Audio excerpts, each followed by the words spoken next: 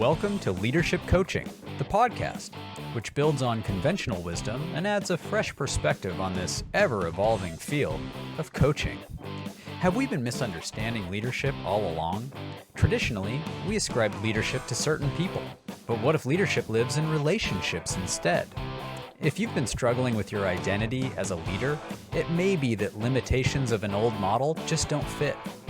Join leadership coach Dr. Martin Kettlehut and results coach and certified IFS practitioner Bill Tierney as we discuss the nuances of leadership as relation. The Leadership Coaching Podcast, awakening the confident and compassionate leader within.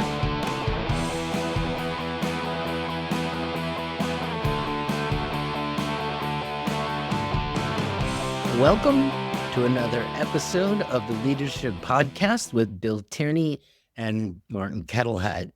You have a very special guest today, and a coach with particular interest in relational intelligence, which is something we've talked about, but haven't called it quite that and focused on it. So Paula is going to help us with that. Paula Freeman, who has her own coaching practice. But Bill, would you like to introduce her formally?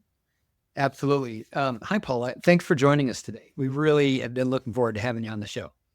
Hello, I'm happy to be here with you guys. You gave me some information, which is going to be so much better than if I just ad-libbed what I although I might do some of that as well. So I'm going to read essentially from what you gave us. And so I understand that you've been coaching for 15 years. And prior to coaching, you were working in the corporate world, managing professional liability claims in the insurance world. I bet you just loved that, didn't you? There was a good amount of time that I did until I didn't. Until you didn't. You're married to Scott, and you have a son in college who you never talk about. You never talk about your son. Imagine that. Who you are so proud of. Of course you are, and of course you should be. Family is one of my highest values, you say. It is what led you to coaching. Coaching has changed your life and your world. You go on to say that you have a passion for helping people unlock their potential, navigate challenges, and design the life they truly want. Over the years, you've worked with individuals from all walks of life, guiding them to discover their strengths, set meaningful goals, and take bold steps toward their dreams. And you especially enjoy, and I can't wait to learn more about this from you, relational intelligence.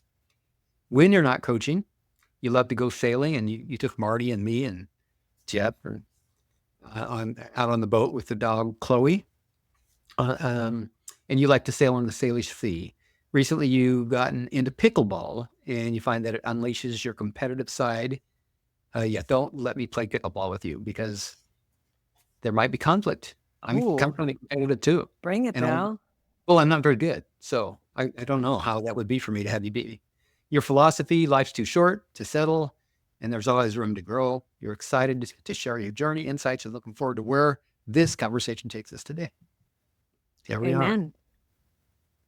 So, relational intelligence, if you might start by just, what is that? Is it, is there an outline form that you could give our listeners? What are we talking about here? Well, it's really the ability to effectively communicate and connect with others, maybe on a deeper level. And so I'm going to kind of combine some interests of mine in this conversation. Okay. So I'm assuming, so I'm asking you to look and see, did your own relational intelligence have anything to do with your move from that powerless corporate position to running your own coaching practice? And if so, how? Such a great question. Yes, I'm going to say yes. And good answer. But I didn't know it at the time. You don't know what you don't know. And at that time, reflecting back, I feel like I was such a different person then than who I am today. Mm-hmm. And back in that time, I had hit a wall where I just felt really powerless in creating the kind of life that I wanted to live. And yeah, I'll pause there. Yeah, I know. I think that makes a lot of sense. That you know, I've heard feedback from people who listen to the podcast who are leaders of one sort or another. They lead their own lives, for one thing, but they are also leading conversations in business and sometimes managing other people, etc. And it is the sort of like the key that opens the door, the relationships and how we conduct them. So what got brought out of you by that transition in the way of relational intelligence? So, and again, like my interest in asking these questions isn't to put you personally on the spot, but just to give our listeners, readers, a sense of what does it take to be relationally intelligent? Yeah. Well, I think what I want to start with is relating to others and relating to yourself. And we're in relationship all the time, whether we realize it or not. We're in relationship. Just read my newsletter today. We're on the same wavelength. So whether it's relating to your coworkers, to your superiors, to people in your family, um, and to yourself. And I was in a place where I was unaware of my own power and strength and abilities, and I had just kind of found myself in a place where I might label it victimhood. And so, what coaching did for me is made me see that I wasn't a victim and I did have choice and I did have power. And there was a whole lot more out there that I had access to than I didn't even know. One of the things that coaching provides generally is it uncovers these blind spots about our own victimhood, our own power. What was the other thing you said? Place in the world. And Yeah, opportunity that was right in front of me that I didn't even recognize or see. great. Okay. Sorry, Bill. Go ahead. Well, how did you get your first coach? How did that happen? Um, it was a friend of mine. Well, I think I need to back up a little bit more. I was in this corporate world and I was so dissatisfied and I thought, is this all there is? And if I could have a do-over, is this what I would be doing? Sure. And it was a big no, definitely not. And then I thought, well, so if you could do anything, what would it be? And then I began my journey. And I thought I wanted something more in the line of therapy, but what I discovered is I wanted to work with well people. Okay. And I had a good friend of mine who was a neighbor who was both a therapist and a coach. And I didn't even know coaching had existed. So she gave me my first coaching call, my first coaching session, and that was the beginning. That was in the early 2000s. Is that right? Yeah, around 2005, 6. Okay. So you thought that were you saying that you thought you might want to get some therapy or that you want to become a therapist? I was thinking that maybe I'd want to look at that path, a career path. I had done quite a bit of therapy myself.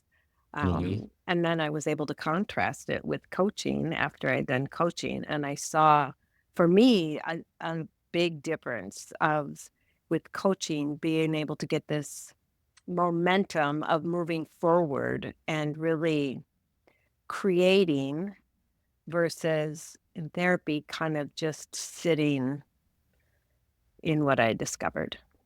Yeah. Mhm. Yeah. So your neighbor, Mhm. who's hybrid therapist coach, tells you from his perspective, what's the difference between therapy and coaching? And then was he your coach or did you find someone else? It would be she, and Well, I'm sorry. I always had it in my mind it's that was okay. me. And no, she didn't become my coach. She sent me on a path to discover more. She was very hands off, and she told me about it. I experienced it. And from there, I went and started to research coach training programs. And so she kind of set me on a path of what she would recommend, having an accredited school by the International Coaching Federation. And so then I found accomplishment coaching, and then that's when I really started getting coached. Right.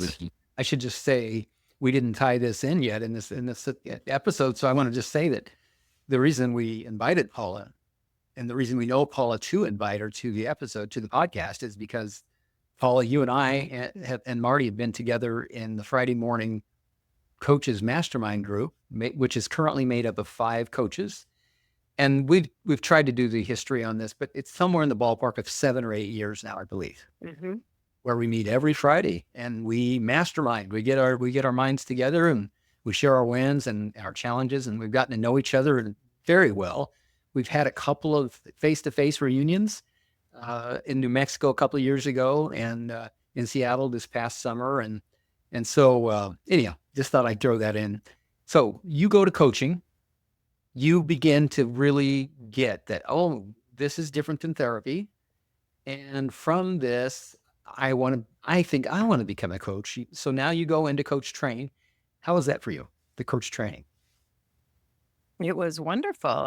It was the beginning of really turning my world upside down, and really tackling some of the inner foundational beliefs that I was holding, that I was unaware of, that really come full circle to relational intelligence are some of the things that can get in the way as we are out in the world relating to others and ourselves. I'm wondering if you could maybe give us some examples, if you're comfortable doing so, either speaking very generally, of course, about client experiences and who you've helped and how you've helped them. Sure. I was Yes. actually that's a great question. And I have a fresh example in my mind of a client who's working on her marriage. And she was talking about just being playful with her husband, felt so vulnerable to her. And so by digging into that and actually taking snapshots of her example and going in slow motion and really looking deeply at the little steps leading up to it, we were able to discover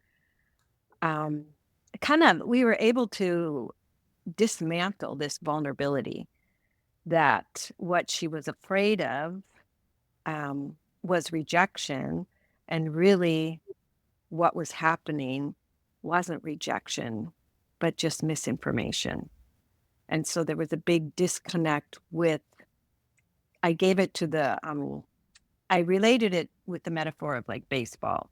Like if she's holding the baseball, she throws it to her husband, and rather than it landing in the mitt, it would hit him in the head. And he's like, "Ooh."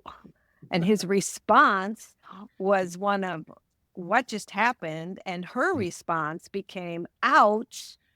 I was just rejected. And none of that is the truth of what's going on. Mhm. And so that's an example of just really dismantling how things can go and rebuilding it to a new way to connect and love each other. Yeah. Sounds like you did some exploring that helped her to reframe and see things in a different way. And when you were sharing that just now, it reminded me of something that Byron Katie says all the time. And that is that forgiveness is realizing that what you thought happened did not. That's pretty accurate. Yes. That's Yeah. that describes the situation pretty well. Yeah. Yeah. Marty, I'm going to see. You've been sitting and letting me ask the questions here for a while. I'm going to give you an opportunity to jump in here. Well, I'm curious if it's something you care to talk about, given, like you said, that we're always in relationship. But then there are these times and places where we get victimized, or we feel like we're being victimized, or there's misunderstandings rather than communicate. How can we begin to sort this out? Like, what do we look for in institutions, in our marriages, and such that we can have the relational intelligence rather than fall into those patterns that are disempowering? hmm That's such a great question, and it can be, kind of a lot to unpack depending on the situation. But what I like to tell my clients is the first place to check is with your emotions, to be able to identify what's going on and to almost use it like an alarm clock. So imagine you're going along and you're maybe in a state of peace or calm. Everything is kind of right with the world, but then something shifts. Maybe stress enters, fear, frustration. To learn to become aware of what's happening within you and to take that pause and to check in with yourself. What is going on? What am I feeling? And that's the beginning of the exploration. And from there, what are some of the thoughts that are feeding this emotion? And to pause there. Is this thought a fact or is it an interpretation? And that is a great place to begin. Yeah, sometimes it's hard to tell. We think we've got facts we're working with, and they're really interpretations. I'm also curious about, what would you say to somebody who's just like, well, this thing about emotions being the touchstone, the thing to look to. Like, how do I know that that's not misleading? I mean, I've always been taught that facts are important, and that I need to conform to my corporate structure. Otherwise, I'm not going to make a living. I'm not going to get ahead in life. Like this emotional thing. Like, are you sure that's the place to start? What if what would you say? Yeah, a lot of people, we have been socialized to really ignore our own emotions and what's going on. And as a result, I would say there are so many of us wandering around unaware of what we're actually feeling. And I don't know if you notice, but a lot of times if you ask someone how they feel about something, their response is really their thoughts and Yeah. not an emotional response at all. And Well, so I think there's a big disconnect. mhm, And um, and I think for back to your question, facts are important. But what mhm, gets in the way are our interpretations. It's not the facts that are getting in the way. right. It's our interpretations. And those are probably driven at least in part by our emotions. They bounce back and forth, kind of like ping pong, going back and forth between Mhm, emotions and thoughts, and they can build on each other and it impact each other. Yeah. mhm.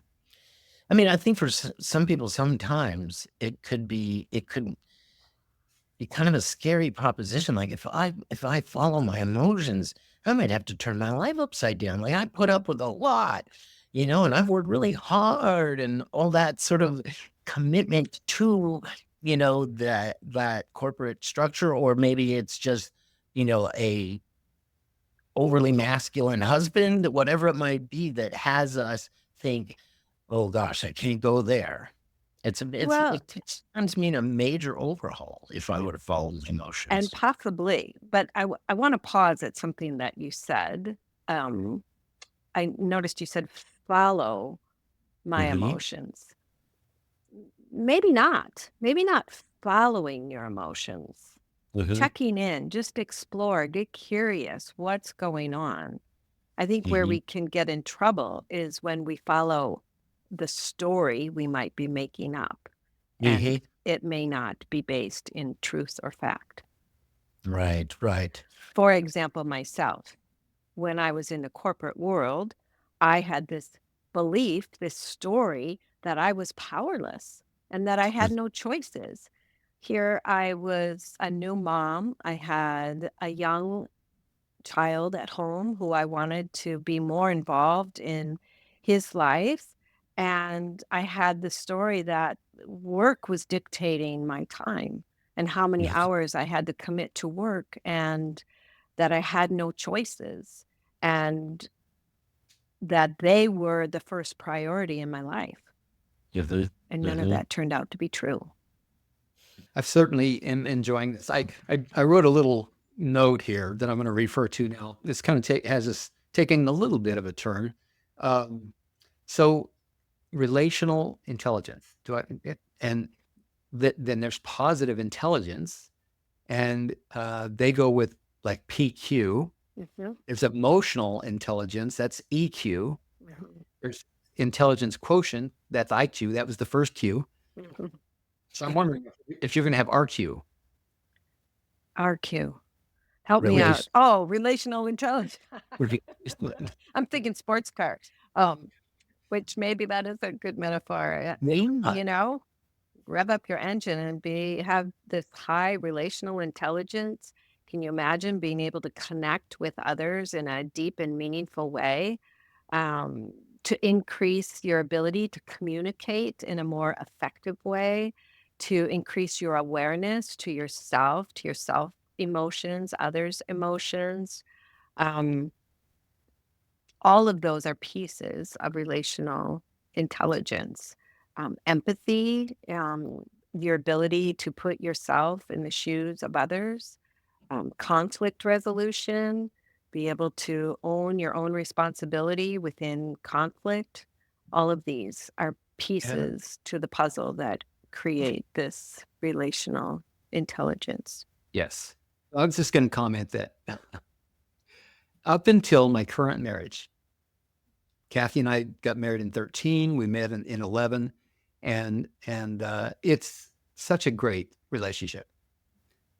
Only because I recognized what a wrecking ball I was in relationships, and was committed to doing enough of my own work that I turned into someone that was capable of having connection, of being attuned, of being aware of the other person, and less concerned about what was going on over here for me, because there was less going on over here for me, that I needed to be concerned about.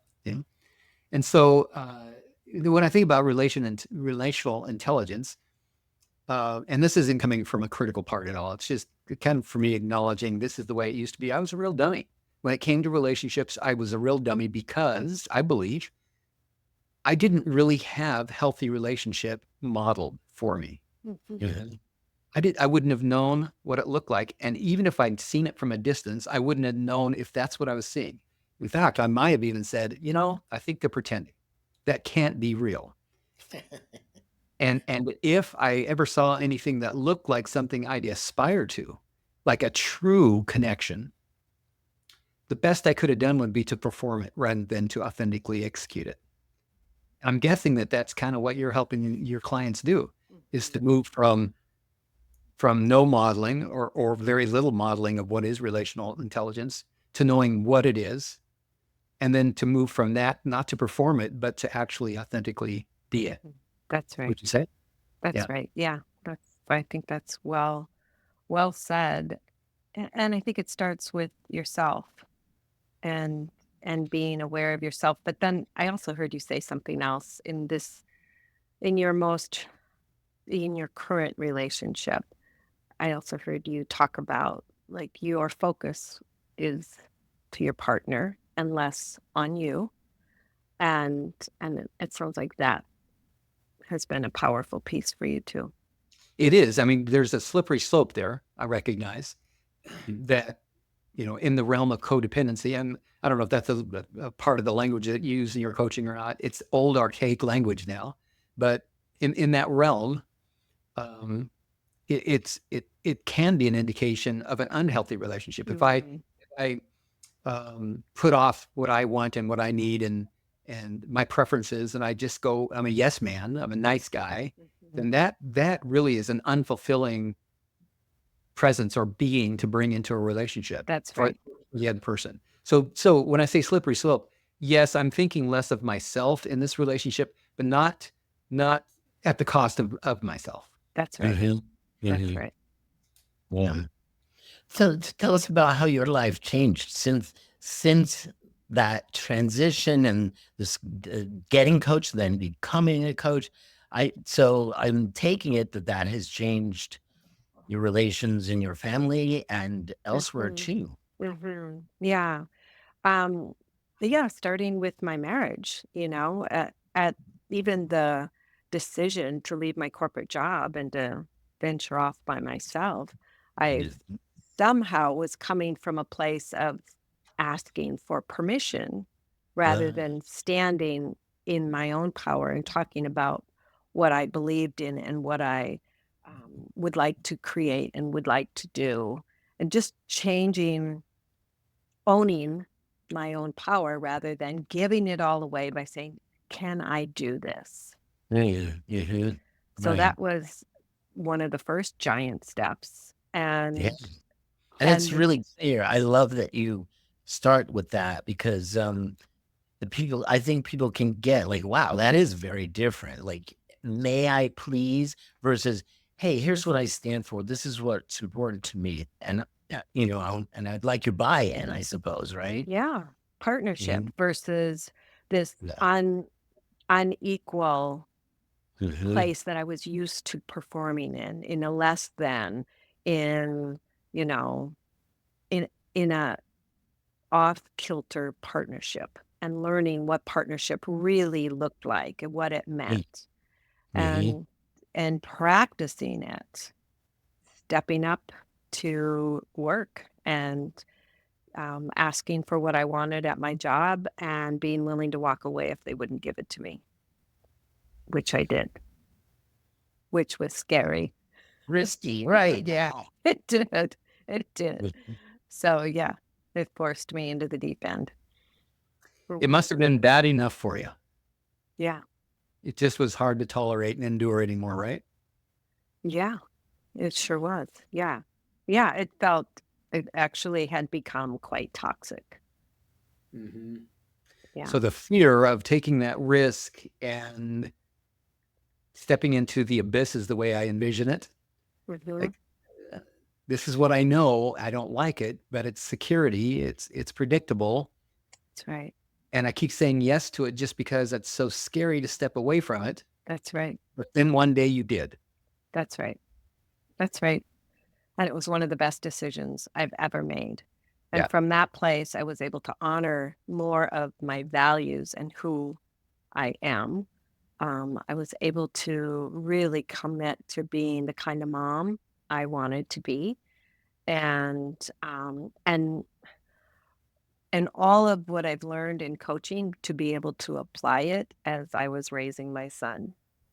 And yeah, it's almost like it felt like I got a clean slate and began living the life Yeah. I Well, want to live. now it sounds like your husband was very receptive, and the people around you, like, they liked the new you. Well, let me just say, before uh, before I had that major shift of this is what I want to do, and I was coming from a place of, I don't know, can I do this? He was thinking, I put him into fear, and he's Mhm. like, no, I don't think we should do this. No, Right? no. And so 'Cause once you were I very shift, convincing. You were powerful in this negative way. that's right. And so once I shifted into really, stepping into myself without even knowing it, that impacted him, which impacted us. Mhm. But imagine that was one step, but then continuing to practice that, over days, weeks, months, years. It's not just a flip of the switch and done. It's a practice. Right. What has surprised you, Paula, the most about yourself as you've stepped into your power? Great question. That's a great question. Yes. What has surprised you? I want to ask you that question too, Bill. Yeah, I think that I'm as strong as that I am, that I'm as powerful as I am. I mean, that was such a surprise to me that I can create versus just follow. Does it surprise you that you are as intuitively accurate as you are? Yeah, I didn't know that either. Yes. I'm just thinking about some of the coaching that I've gotten from you in our mastermind group the last few weeks and how just bullseye direct and accurate it was. And what I mean by that is not that you were direct in a bludgeoning way by any means. That's just not you. You have the ability to hear what I and others around me don't hear or see, and then to deliver that in the form of an offer. It's just something to look at rather than, hey, this is what's true about you, which would, of course, just invite defenses. Mm. Yeah, it is so skillful. And if I might say, and if you want me to have this edited out, I can remove it if you don't want to talk about this. But recently you mentioned that your husband noticed your power in this more positive way and was surprised by it. I believe what I heard from you was that he realized just how powerful you are and what a great coach you are. I think I know what you're referring to. So I do all my coaching from home. I work from home, and he had been home and um, kind of observing my day, and yeah, had a new respect for what I do and Mhm. how I do it. Is that what you mean, Bill? It is. And you know what inspired that comment or that question was when Marty pointed out, look how powerful you were in a negative way. You know, Mm, when you were moving out of the corporate world and you had him sold on the idea that you didn't dare make that leap. right, right. And it's Yeah. so cool. It's so cool now to have that 180 degrees just completely turned over and you've seen how powerful you are because you took that leap. Yeah, and just seeing the impact it also has had on my son. He's so proud of what I do. He tells all his friends, Mhm. and they all get excited about it too. So, What are ways that people who are interested in being relationally intelligent could, could like be working with them, practicing, look what could they surround themselves with? How could they get in that flow? they should hire me as their coach is what they should do. Good answer. Well, well, that's great. I mean, I know you're going to say something more too, but just while we're here, how would they get in touch with you? Right? Let's make good on that. Well, I have a website that's still under construction, but paulalifecoach.com, I believe, is the You must not website. visit your website very often. Not enough. You can find me on LinkedIn. Okay. Um, Paula and Freeman on LinkedIn. Okay. Mhm. Yeah. Great. I don't, maybe there isn't an answer to this question, but what else would, if I wanted to start practicing at this and get better at my I relation? I think, yeah, the first step is to be able to identify where you want to get better. Who is it that you want? Hmm. Where are you feeling stuck? Is it in your relationship with, your partner, with your children, with your siblings, with your coworkers, with your boss, with the people who work for you? Where are you frustrated? And to start with identifying that there is a gap. And then rather notice where you put blame, where you're blaming others and you're putting the cause outside of yourself. Okay, Paul, just there. I want to jump in. Yeah. So, say somebody does begin to recognize. What do you mean where I'm at cause? What do you mean where I'm putting it in causing this? It gets Right. I mean, most people are going to be like, it is their fault. It is. Well, listen, if you don't mind, I want to just share just maybe a 2-minute story about my second marriage. I was Yes. absolutely convinced that she was delusional because she was constantly blaming me, and I was the nicest guy you ever met. I would never argue with anybody except her, and the only reason I would argue with her because she was so wrong about me. And and so really, I was convinced that it was all her fault. Mm. Interestingly, she was convinced that it was all my fault. Neither of us had the capacity, therefore not the willingness to say, okay. It's like if either of us would have said, yeah, this is a little bit of what I bring to the dysfunction of our relationship. I think we both feared, I know I did, that we would have been annihilated by the other. We had gone way past any experience of loving each other and being loving toward each other, and we were now at each other's throats competing.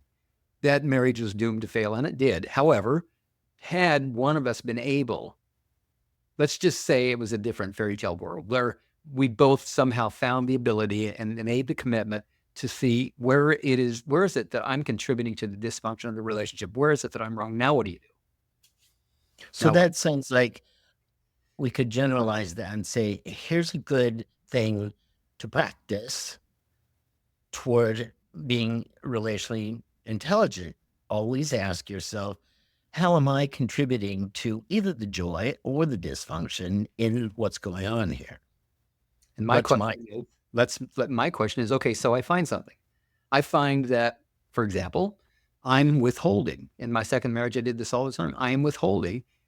I've got all the reasons in the world to justify withholding. And if I give it to her, she's just going to chew my head off.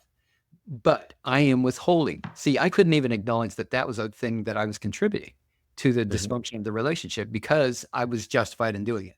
But the fact is, now I come clean and say, okay, at least to myself, all right, part of what's happening here is I'm withholding, and that's crazy making for her. Now what? Now what do I do, Paula?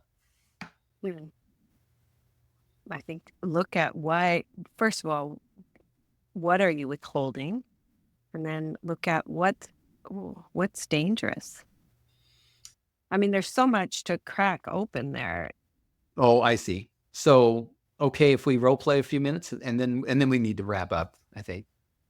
All right, let's just say it's me in that marriage and you're coaching me and I come to the session and I say, okay, Paula, finally, I see it. I am withholding, and my wife told me that it's crazy making for her. She said it's gaslighting. I don't like that at all. I'm not going to go so far as to say I'm gaslighting her.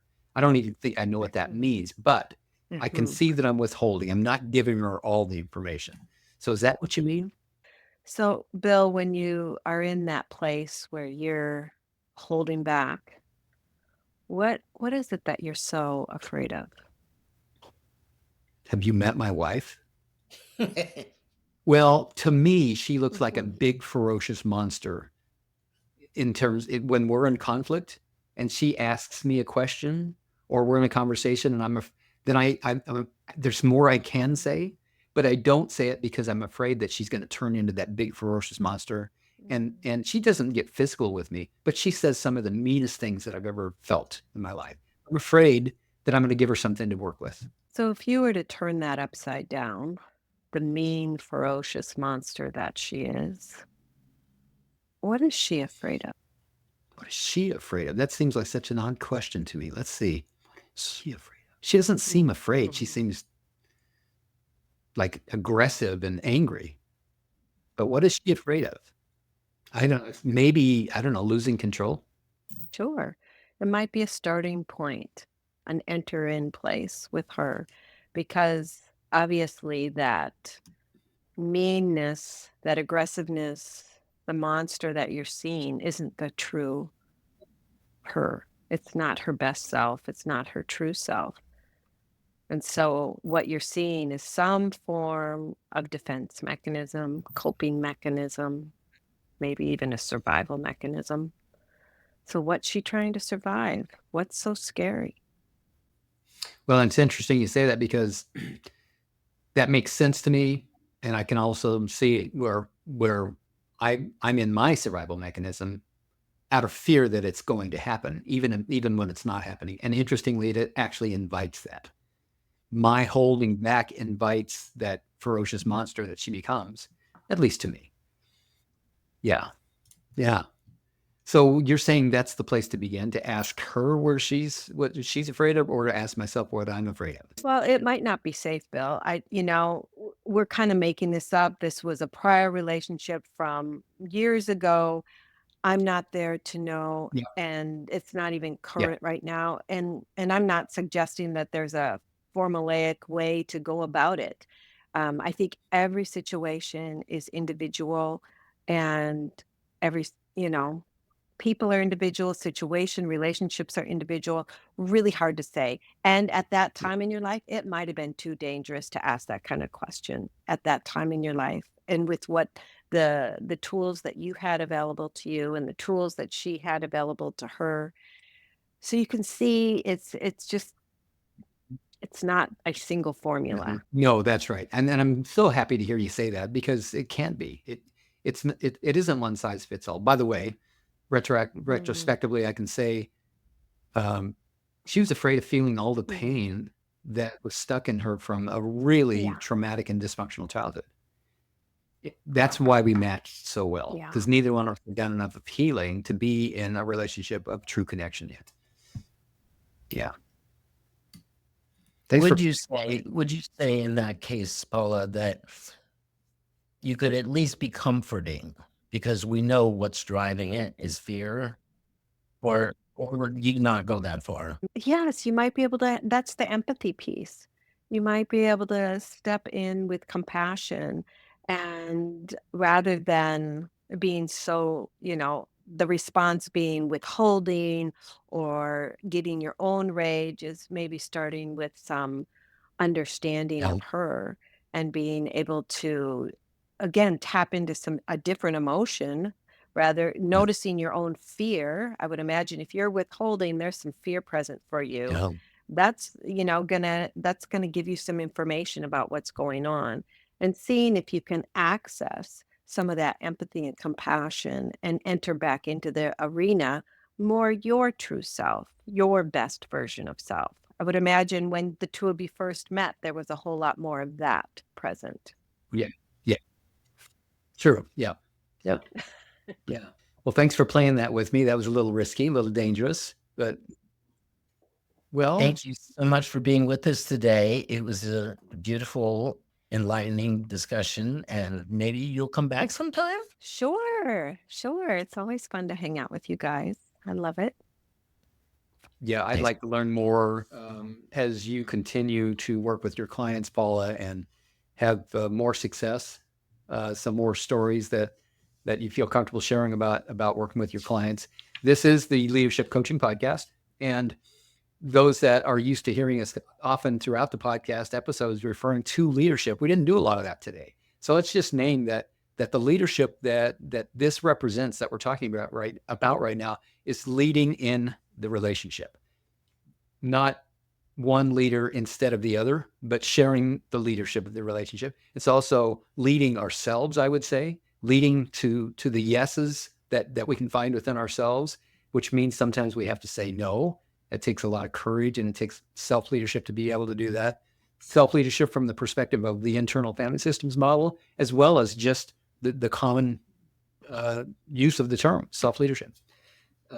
Yeah, I see you as such a leader, making such a difference for people, Paula, in your coaching, in their lives, and so delightful always to hear about the difference you're making with everybody in your life. That to me reflects your internal leadership Thank you, Bill. and the commitment that you have to your own personal growth and development.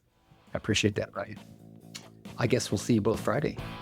All right. Bye, all. That concludes another episode of the Leadership Coaching Podcast. We hope you found inspiration and valuable insights to fuel your leadership journey. Remember, true leadership is not about you, it's about empowering others. Take your insights to heart and cultivate a mindset that will transform leadership from within your business, organization, or community. Thank you for joining us on this quest to leadership excellence. Don't forget to subscribe and stay tuned for our upcoming episodes where we explore leadership as relation. Until next time, remember that you have the power to lead with confidence and compassion from the inside out.